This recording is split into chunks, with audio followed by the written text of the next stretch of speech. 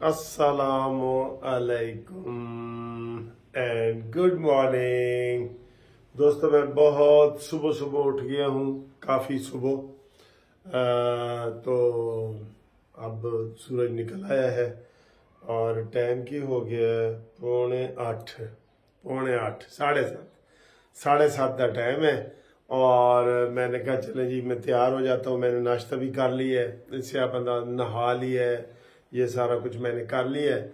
तो इससे आप अंदाज़ा लगाएं कि मैं कितनी जल्दी उठ के तैयार हो गया हूँ। अच्छा जी, तैयार इसलिए हो गया हूँ कि मैंने हाई कोर्ट जाना है और वहाँ पे मेरे केस वगैरह हैं और वो मैंने करने हैं।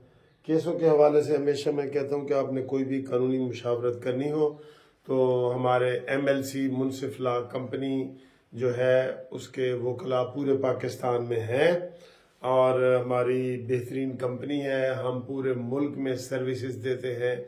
कहीं भी आपको किसी भी ज़िला में, तहसील में कोई कानूनी मुशावरत हो तो आप हमारे साथ रब्ता कायम कर सकते हैं। और ओवरसीज़ वाले जो हैं वो भी रब्ता कायम कर सकते हैं। और एक जो बहुत बड़ा केस है ग्रुप लाइफ इंश्योरेंस का, रिटायर्ड मुलाजमीन का, जो पूरे पाकिस्तान में सबसे ज़्यादा हमारे पास है MLC मुनसिफ लॉ कंपनी के पास, उनके लिए ये है कि अब वो ईद के बाद इंशाल्लाह रब्ता करें ग्रुप लाइफ इंश्योरेंस का। और उसमें उम्मीद है कि जो 5 जजों का बेंच बना है लाहौर हाई कोर्ट में वो समाअत करेगा। फिर इस्लामाबाद में जस्टिस मियां गुल औरंगजेब की DB में हमारे केस पेंडिंग पड़े हैं, वो उधर होंगे। जो नए लोग हैं वो इसमें शामिल हो सकते हैं ताकि वो उनको भी फायदा हो जाए। और इसमें हर रिटायर्ड पाकिस्तानी बंदा शामिल हो सकता है। और ये जो है फैसला इंशाल्लाह ताला जल्दी आ जाएगा। और मैंने बताया हर डिपार्टमेंट के लोग इसमें शामिल, जिनको पेंशन मिलती है वो शामिल हो सकते हैं। ठीक है जी, जो मुलाजमीन है उनको पता है कि ग्रुप लाइफ इंश्योरेंस ये क्या है। तो इसके लिए आप शनाख्ती कार्ड की कापी और रिटायरमेंट का लेटर भेजेंगे और टेलीफोन करेंगे 030047255752 मुनसिफ अवान एडवोकेट सुप्रीम कोर्ट। ठीक है जी, तो फिर हम आपको मशवरा देंगे। अब आए जी सियासी हल्ला गुल्ला क्या हो रहा है। सर, ये जो कल की जो हिजानी कैफियत हुई है ना, मैंने आपको बताया था कि इन 6 जजों ने एक तीर में 3 शिकार करने हैं। ठीक है, और PTI इस प्रोपेगंडे में कामयाब हो गई है, ये आपको मानना पड़ेगा। क्या कामयाब हो गई है?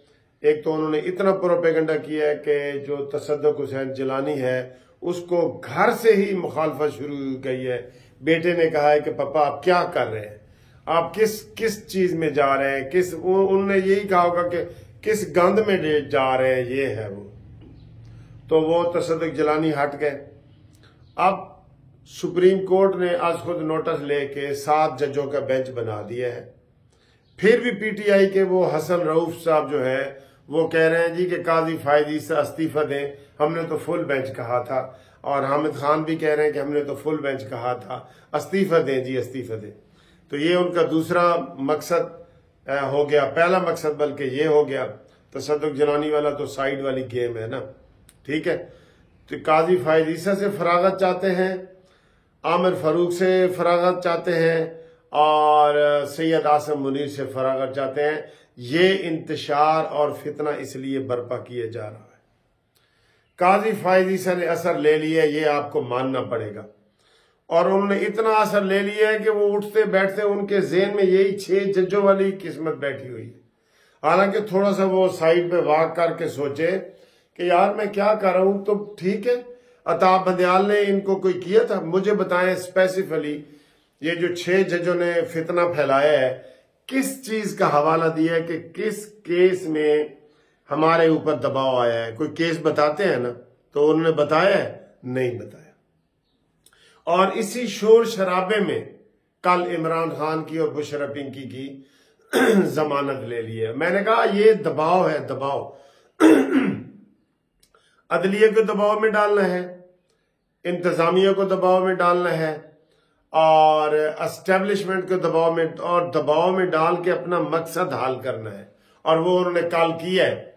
कल उसके ऊपर कोई बात ही नहीं हुई कि यार सरकारी वकील ने ये किस तरीके से मान लिया।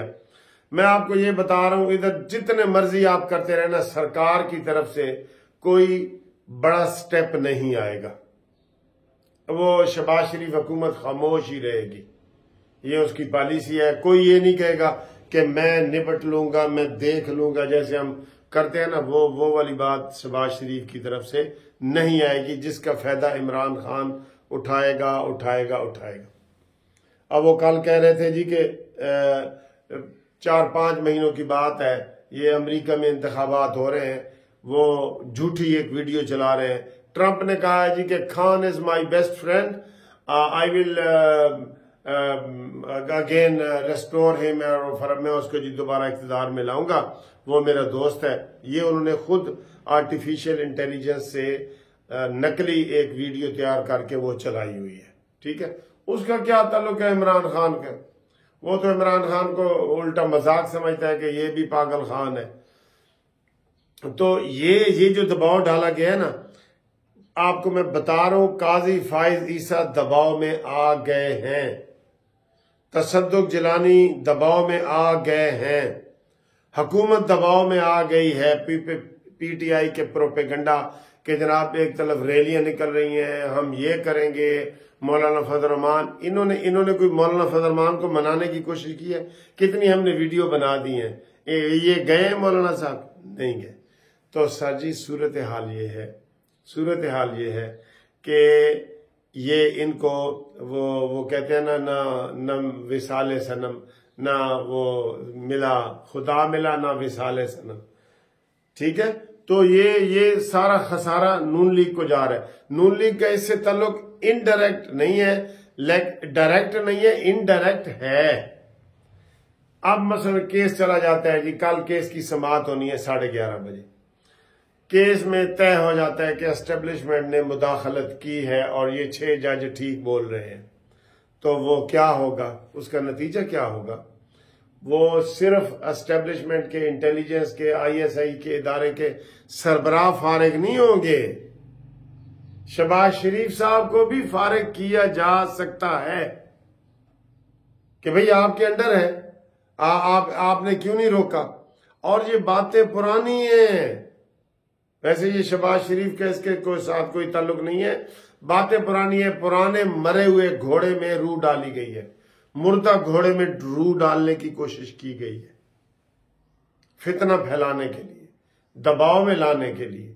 और वो इतनी गुंडागर्दी से काम कर रहे हैं ये पीटीआई वाले कि उनको पेशावर हाई कोर्ट ने कहा है कि इन जो खवातीन की नशिस्तें हैं और अकलियतों की नशिस्तें हैं, उनके ऊपर उनसे हलफ लो। वो कहते हैं हमने नहीं लेना। और आज इस वक्त जब मैं ये वीडियो बना रहा हूँ, थोड़ी देर तक 9 बजे पोलिंग का आगाज होगा और केपीके में नहीं होगा। पता नहीं आप वहां पुराने उसके ऊपर भी वो इलेक्शन कराएंगे नहीं, असेंबली सेशन है ही नहीं, तो ये क्या होगा उसका अभी तक इलेक्शन कमीशन ने धमकी दी थी कि हम इलेक्शन केपीके में मुलतवी कर देंगे। ठीक है, वो कहते हैं कर देने तो कर दें। यह नहीं कि इमरान खान को किसी चीज की परवाह ही नहीं है। ठीक, अब काजी फाइज ईसा और एस्टेब्लिशमेंट आमने सामने आ गए हैं और यही पीटीआई चाहती थी। वो कहती थी कि इनकी लड़ाई देखें, इनकी मुर्गों की लड़ाई देखें साइड पे बैठ के और उसका फायदा उठाएं। तो ये ट्रैप में आ गए हैं जी, सारे ट्रैप में आ गए, प्रोपेगेंडा के ट्रैप में आ गए। जो इमरान खान ने प्रोपेगेंडा मशीनी हायर की हुई है ना, कंपनियां प्रोपेगेंडा वाली, उन्होंने इमरान खान को ऐसे सबक पढ़ाए हैं कि वो हो गया। और दबाव में इमरान खान की जमानत भी हो गई है और कह रहे हैं कि आज या कल इमरान खान की जो दूसरी सैफर वाली है उसका भी यही नतीजा निकलेगा और ईद से पहले इमरान खान बाहर होगा। लेकिन मैं आपको एक बात बता दूं, कानून कुदरत, कानून फितरत, अगर ये 6 जजों ने बेईमानी के जरिए इंतशार फैलाने की कोशिश की है या पीटीआई को फायदा पहुंचाने की कोशिश की है, तो आप देख लेना ये मुंह के बाल गिरेंगे। ये जो खड्डा खोदता है ना किसी के लिए, उस खड्डे में वो गिरता है। वो कहानी आपको याद है ना, वो खड्डे में गिरता है। अगर इन्होंने बदनीयती से ये किया है, जो कि लग रहा है कि बदनीयती से किया है, बहरहाल इसमें हुकूमत को आगे बढ़ के बड़े स्टेप उठाने पड़ेंगे बोल्ड तरीके से, वरना वो कादी साहब को उधर ही कह देता, शहबाज शरीफ अगर दलेर होता ना, कहता मैं क्यों कमीशन बनाऊं भाई, किस चीज का कमीशन बनाऊं, ये पुराना मसला है। अता बंदयाल को इन्होंने खत लिखा है, उससे पहले गुलजार को लिखा है, ये पुरानी बातें कर रहे हैं, मेरे दौर की तो बात है ही नहीं, मैं क्यों बनाऊं। लेकिन ये सर जी आगे से क्यों करने वाला नहीं है। ये कहता है ठीक है भाईजान, तुसी ठीक कह रहे, ठीक कह रहे। वो सिर्फ नवाज शरीफ है जो आगे से इनको जवाब देता है, और 3 दफा की हुकूमत इसी वजह से, लेकिन जवाब तो देता है ना, इज्जत और गैरत का पास तो करता है। बाकी सर जी अल्लाह ही जाने कौन बेशर है। मेरे दफ्तर जाने का टाइम हो रहा है, आपसे इंशाल्लाह दफ्तर में मुलाकात होती है। अल्लाह हाफिज।